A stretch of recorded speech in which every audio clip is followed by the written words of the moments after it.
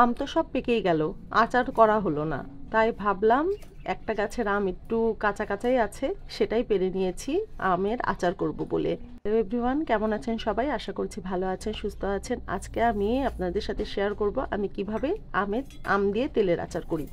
তার জন্য প্রথমে আমাদের স্পেশাল একটা মশলা বানিয়ে নিতে হবে আর ভেজেও নিতে হবে। তার জন্য দিয়েছি তেজপাতা, তারপরে মেথি, মৌরি, জিরা, গরম মশলা সব কিছু দিয়ে ভালো মতো ভেজে নিব। আবার শুকনা মরিচও দিয়েছি, শুকনা মরিচ দিয়ে ভেজে নিয়ে তারপরে হচ্ছে একটু ঠান্ডা করে ব্লেন্ডারে দিয়ে দিব। এই তো সিম্পল একটা মশলা। এই মশলা দিলেই তো আচারের স্বাদ অর্ধেক হয়ে যায়। তেল দেবার পালা।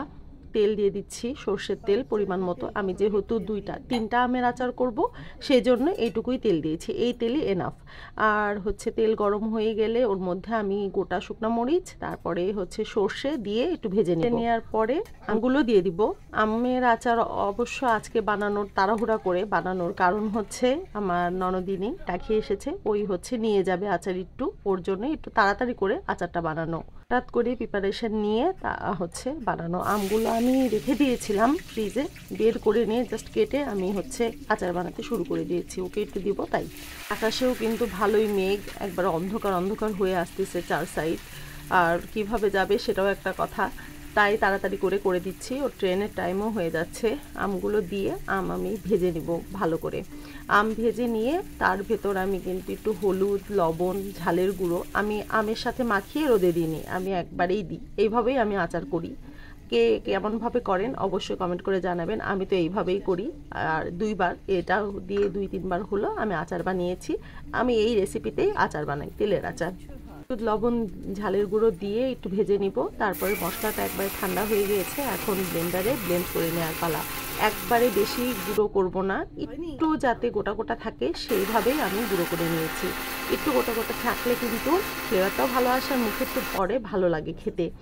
আর এই যে এখন মেইন জিনিস চলে যাবে, যে টক ভাবটা আছে সেটা যাবার জন্য চিনি দিয়ে দিব। যে যেমন টক খান সে তেমনভাবে চিনি দিবেন। আমরা যেহেতু একটু টক বেশি খাই সেজন্য চিনি বেশি দেইনি। আর আমের তেলের আচারে বেশি চিনি দিলে ভালো লাগে না, আর টক টক ভাবই ভালো লাগে। আমি তাও বেশি টক বলে একটু চিনি দিয়ে দিয়েছি। আর চিনি দেওয়ার পর চিনি গলতে যেটুকু টাইম লাগে একটু জাল দিয়ে তারপরে মশলাটা দিয়ে দিব। মশলাটা যে যেমন খান তেমন দিবেন। আমি একটু রেখে দিয়েছি, পরে চাটনি করার সময় কাজে লাগবে, সেই জন্য অতগুলো মশলা কিন্তু আমি দিইনি। মশলা দিয়ে একটু নাড়াচাড়া করলেই কিন্তু তৈরি হয়ে যাবে লোভনীয় তেলের আচার আম দিয়ে। আর আচারটার কালারটা কিন্তু অনেক সুন্দর এসেছে, খেতেও মোটামুটি ভালোই হয়েছে।